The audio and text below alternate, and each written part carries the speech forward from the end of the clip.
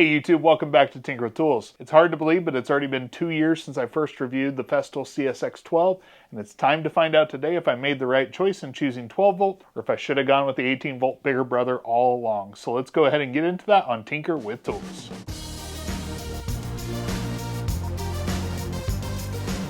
Now, given that I come from a woodworking and carpentry style background, it's just going to be natural that I have seen a number of different people using Festool tools over the years. So about 4 years ago, I actually decided to try the older version of the CXS and see if it was actually something that I would enjoy using.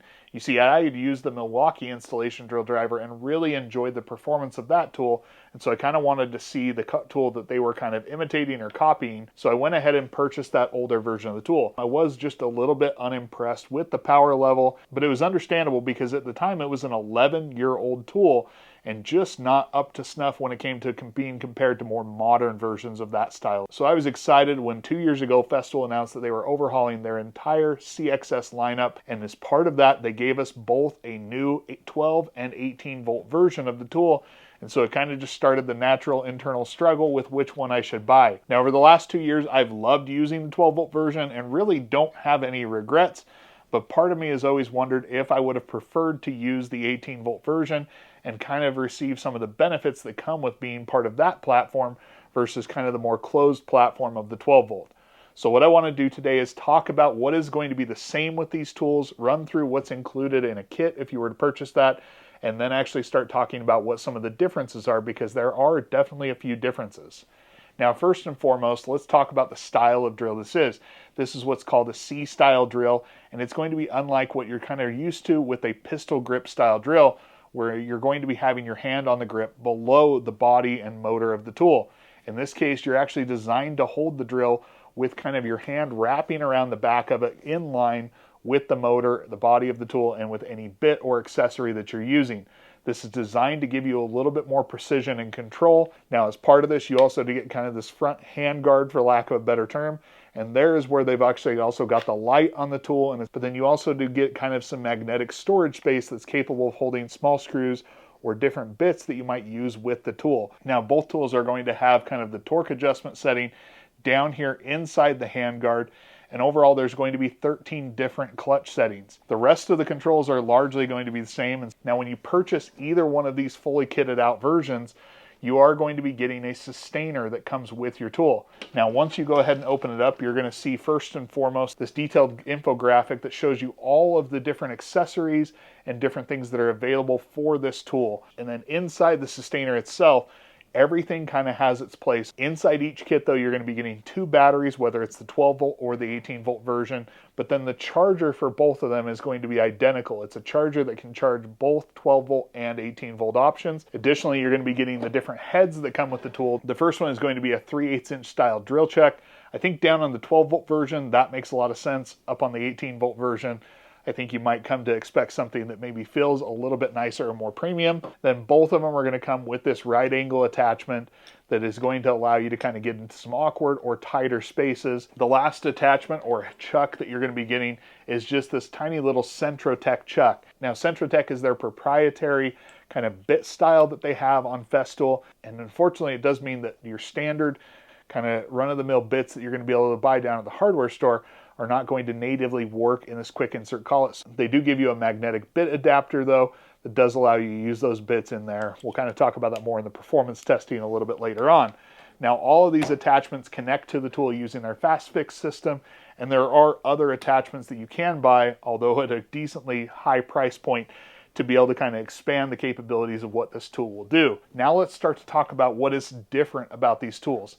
Now, the biggest thing, or I should say the first thing that kind of stands out, is just the overall size and weight of the tools.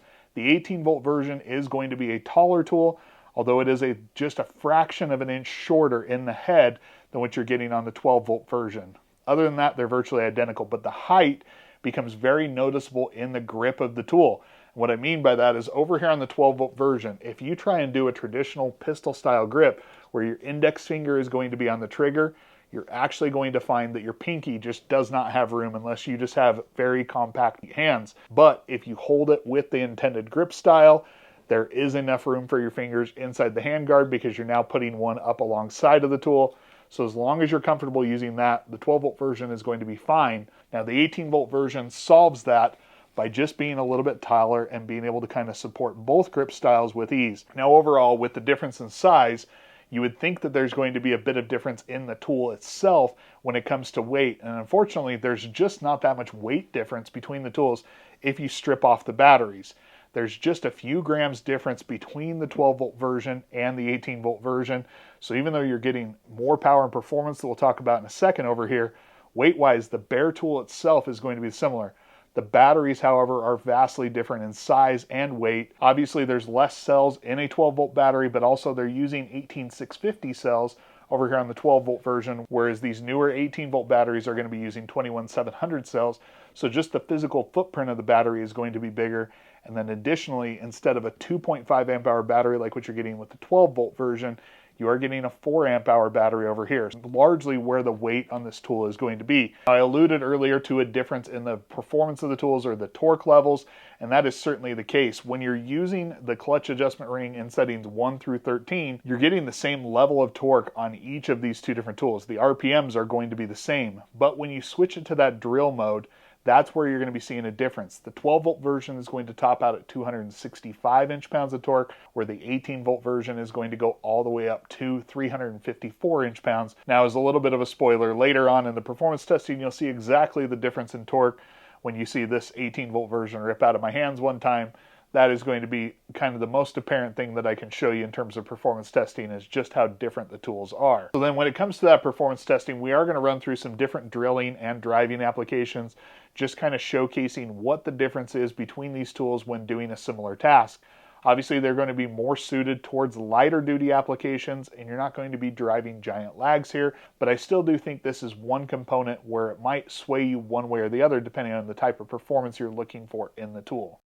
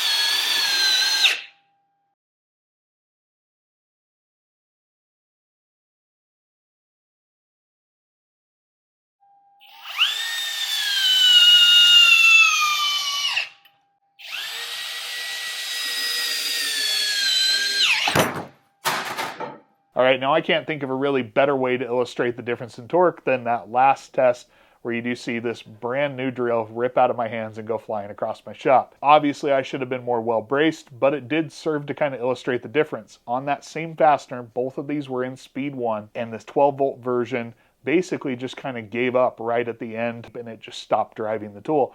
This one was ready to go. And overall, in the performance testing, in the drilling type applications, there was about a 33% difference between the tools. When I got down to the driving test, the difference was not going to be necessarily that pronounced, where you're only seeing about an 18% difference between the two tasks. When you combine the two, it does really kind of still average out to about a 28% difference in performance. So you're definitely getting a more performant tool going with the 18-volt version, but in the real world, you are going to be able to push this tool a little bit further. It is going to hold up to slightly heavier duty tasks. And so if that is something that's going to help you decide which version to go to, I think that's a clear illustration of the difference between those. Now, in terms of other testing that we did on these tools, obviously I also wanted to test the noise. When the 12-volt version first came out, that was one of the chief complaints that you got from people who had owned the prior generation, was just how noisy the new tool was, and particularly how grating the pitch or tone of that noise was. That is still going to be the case. This hasn't changed with this tool. I can, however, report that the decibel level of this tool, the 12-volt version, is about 5 decibels higher than what I was measuring with the 18-volt version. We saw it top out around 88 decibels on the 12-volt, whereas this one you're down anywhere between 81.9 and like 82.4 on the 18-volt version. So in addition to it just being overall less decibels, I think the pitch or tone of it is just not as high pitched, though neither one of them is as quiet as that original tool. A lower powered brushed motor is just going to be more quiet overall, and that is certainly the case here, but the 18-volt version is going to be closer to that. So if noise is an important consideration or factor for you, that's definitely where I would point you to. Now overall, I think when you use a Festool drill, there's a lot to like here, but there are a couple of things that do annoy me just a little bit, especially when I compare them to other brands. Now, the first thing for me is both of those come standard with that 10mm 3/8" chuck, and it's just not the most premium feeling object, especially at the price point which you're getting. I do wish that they maybe include, especially on the 18-volt version, that slightly larger 1/2" chuck, because I think you can do a little bit more with this tool, and I think it just makes more sense. Now, clearly you can buy the 1/2" drill chuck, but that's where the second kind of negative about this platform, in my opinion, comes in, and it's just that you're not getting all of the normal style of heads that you might get with some other brands like Milwaukee, Bosch, and just some of those other competitors out there, particularly that offset, or as they call it, the eccentric chuck. You're not getting that included, and the price point to pick that up aftermarket really just kind of does soar this price a little bit further. Now, the last item related to some of the accessories is the Centrotech system, and I think it is both a pro and a con depending on what is important to you.